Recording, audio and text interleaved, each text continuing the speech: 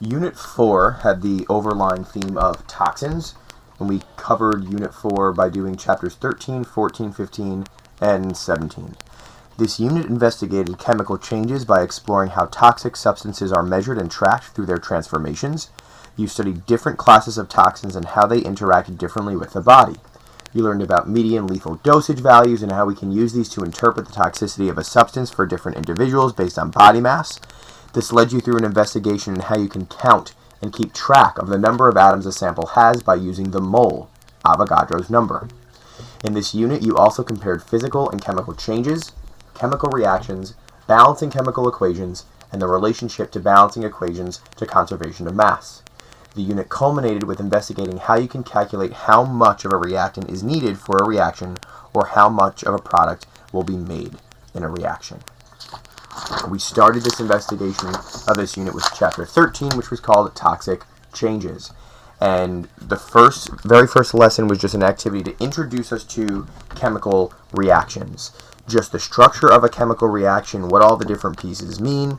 You have your reactants on the left side of the arrow, which are the things you're starting with. The products on the right side, which are what's being formed. You have coefficients, which help balance the equation and tell me the mole ratio of which the things react and form. You have units of substances. You have subscripts that tell you how many elements are in the specific substance. You have the physical state, which is telling you whether the substance is a solid, liquid, gas, or whether it's aqueous, dissolved in water. Toxins were substances that interact with living organisms and cause harm, and really a lot of the reactions and chemical equations that we looked at in this specific chapter and unit all had toxins involved in them somehow. The first activity had us sorting toxin cards and had us relate the type of bonding that was going on to the effect on the body and what was going on. So this is not important for the final exam, but it was something that we used as a sort of a jump starter for the chapter and for the unit. We saw molecular compounds could cause damage to the eyes, nose, throat, and lungs. That molecular compounds could also cause blood acidosis if they dissolved into your blood and if they were acidic in nature. Metals and ionic compounds can cause nerve damage, whether it was a metal element by itself like lead or lead in the form of a compound like lead nitrate or lead iodide. And then molecular and ionic compounds can form kidney stones, specifically things that had calcium in it, phosphate, oxalate, those specific compounds. We looked at interpreting chemical reactions and chemical equations, and we looked at also predicting what we would observe if we saw or did this chemical equation or reaction in the lab. This specific one we're going to use as an example. If we had to list what observations we would see, we see that we're mixing together two solutions, and we have a solution that remains after the reaction happens, but we also have a solid. So your observation is that you will see a solid form, and we call those solids precipitates when they form from mixing two solutions. We'll see a solid form in a solution. That's pretty much it. All right. We don't know specifically the color. We can't determine that from the chemical equation. We can only determine the phase, whether it's going to be solid, liquid, or gas. The interpretation of this in words would be actually laying out the names of each of the substances. So this would be lead 2 nitrate solution, or you could say aqueous lead 2 nitrate, is mixed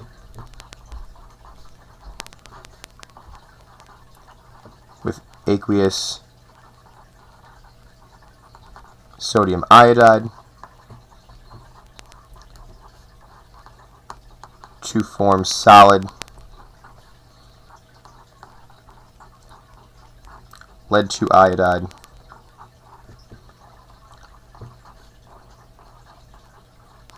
and aqueous sodium nitrate. That would be your interpretation, sort of verbal interpretation of what's going on.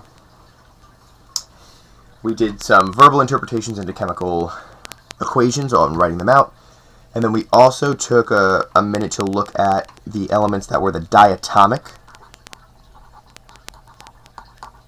elements, or the Brinkelhoff elements as we call them.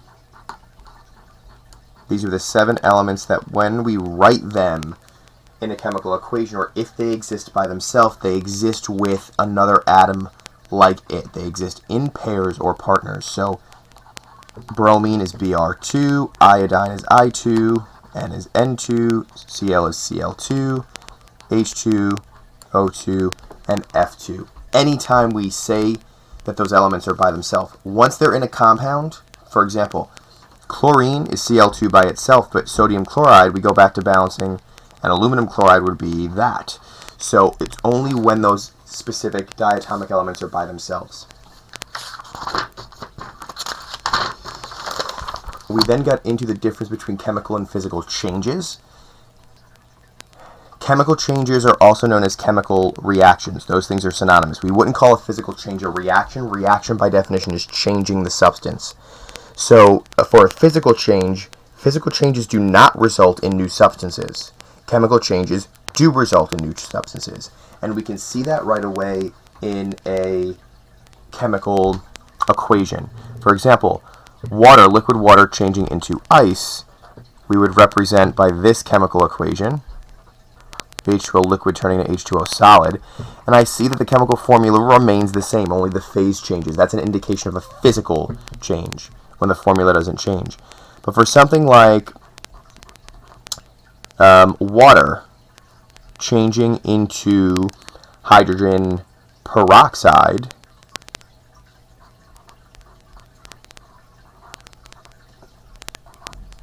with the addition of oxygen, that's a chemical reaction or a chemical change, no doubt, because what you started with is very different than what you ended with. Now you have, of course, the same elements there because they don't go away. We saw that in the copper cycle. They have to be there for conservation of mass, and we would eventually balance the equation due to that. But the formulas are different, and when the formulas change, it's a chemical reaction.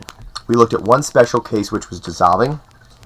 So something like NaCl solid turning into NaCl aqueous, that looks like a physical change and can be classified as a physical change, where there's an argument for it be classified as a chemical change because after this initial process of dissolving, ionic compounds undergo a process called dissociation, where they actually split up into the ions that make up the compound.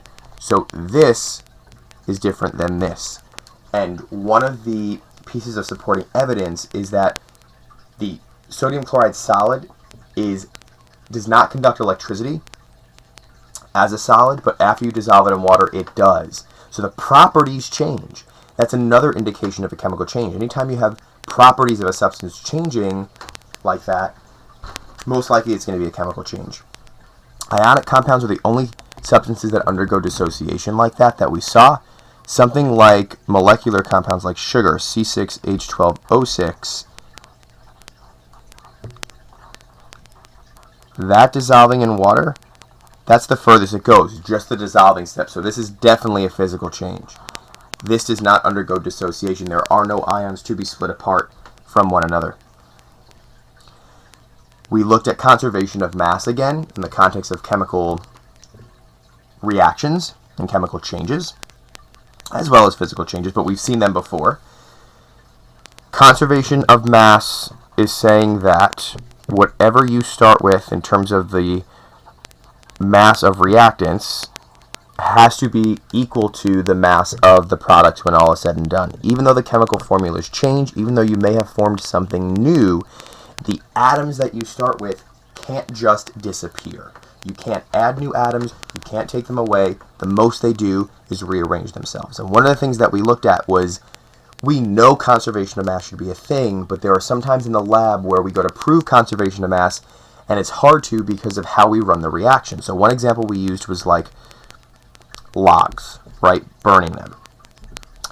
If you take the mass of the logs before you light them on fire, and then you take the mass of the logs after, really all you have left is ash. This smoke and all the gases that were released go off into the atmosphere, and you're not able to mask that. So it does look like the mass decreases. But you have to be careful if a gas was released. If a gas was released, you need to do that reaction in a closed container to make sure that you trap the gas so that you can actually prove conservation of mass. So sometimes, even though we know it should happen, it will look like conservation of mass is not being obeyed because the gas escaped. You can't measure it. This diagram is just showing you what conservation of mass means on a particular level. You have, if we go and count up, you have the same number of blue atoms, bigger circles, and the same number of open atoms, the little circles there, because we can't just add and we can't take away, but what happens is they rearrange. These unbond, they rebond with each other to get new products, so this is why this would be considered a chemical change, and it's showing conservation of mass because you have the same number of each type of atom on both sides. Now we took that information and we applied it to chemical equations. How do we show in a chemical equation that mass is conserved? Well, we take a look at what we have to begin with. So let's take the formation of water. We look at the reactants. You have 2 atoms of hydrogen on this side, and you have 2 atoms of oxygen. We look at the product side. You have the way the reaction is written at first. You have 2 atoms of hydrogen and 1 atom of oxygen. Well, that doesn't show conservation of mass. So what can we do? We talked about we could put a 2 here, and that would solve our situation and have 2 atoms of oxygen, but then we just completely changed the chemical equation. It's no longer the formation of water, it would be forming hydrogen peroxide. That's separate. We can't change subscripts. The only thing we can change are the coefficients, adding more units of these things. So what this is saying is that this reaction does not happen in a 1-to-1-to-1 ratio. It's not 1 H2O plus 1 O2 gives you 1, or 1 H2, sorry, plus 1 O2 gives you 1 H2O. To balance the equation, I need more oxygen here, so I'm going to place a 2 in front of the H2O. That means I'm going to have 2 of these, 4 hydrogens and 2 oxygens, and then I'm going to need 2 of those to balance the hydrogens. So what this is saying now that you have the same number of atoms on either side, the equation is said to be balanced. And what that means is that this is the ratio in which the reaction happens. 2 of these plus 1 of those will give you 2 of those. Something we learned as a mole ratio in a later chapter. I gave you some examples here to practice balancing with. So I will let you pause the video now and try balancing those reactions, and then you can unpause the video to get the answers. Okay, you can take a look, double check your work with the balanced equations. You may want to pause the video again just to make sure your numbers are correct. After balancing equations to show how we can conserve mass in a chemical equation, we then looked at, for the last thing for this chapter, was how to classify the chemical reaction. There are tons of different types of chemical reactions, and we looked at 4 initially. We introduced 1, which was combustion later in a different unit. But for right now, we just looked at 4 different main chemical reactions. Synthesis, where you have 2 reactants coming together to form 1 product. Decomposition, which was the opposite. You had 1 single product breaking up into multiple, could be 2, 3, 4, multiple different products. Single replacement or single exchange, where you had a compound and an element, where the one single element is kicking out another in the compound. So C is kicking out B here. A then joins up with C and B is by itself. And then we had double replacement or double exchange, where you had 2 elements replacing each other. And here it was C replacing B, so that C joins up with A, and then B replacing C, so that B joins up with D. You should be able to balance the chemical equations and identify the type of chemical reaction. And that's where we ended with chapter 13.